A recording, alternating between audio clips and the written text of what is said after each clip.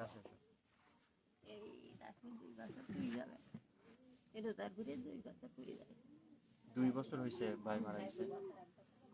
2 বছর।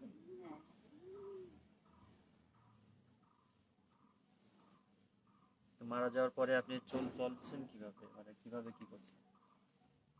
আল্লাহ সবাই দেয়, সবার আসিলায় মা ভাই বলি সেইভাবে চলি। আর গরু ছিল একটা, সেই তাই নিয়ে নাড়াচাড়া করি, বেচা কিনা করি, তাই নিয়ে সংসার করি। ছেলে মেয়ে নিয়ে তো আপনার মোটামুটি কষ্টই হয়। কষ্টের মধ্যে তাও আলহামদুলিল্লাহ, আল্লাহ যেভাবে রেখি আল্লাহ দুটা পাবে, আর আল্লাহর কাছে শুকর করতে হবে।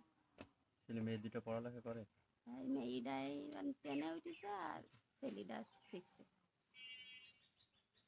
গতকালকে উনি ডাউল রান্না করেছিল, শুধু ডাউল দিয়ে ইফতার সেহরি করেছে। তো একটা মানুষ, একটা পরিবার কতটা অসহায় হলে, কতটা কষ্টে থাকলে শুধু ডাউল দিয়ে সেহরি করতে পারে, শুধু ডাউল দিয়ে খাইতে পারে। আমরা পারভিন আপার কথা আপনাদেরকে বলছি, শোনাচ্ছি।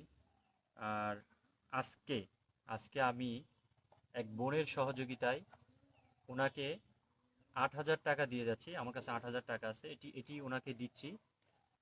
আবার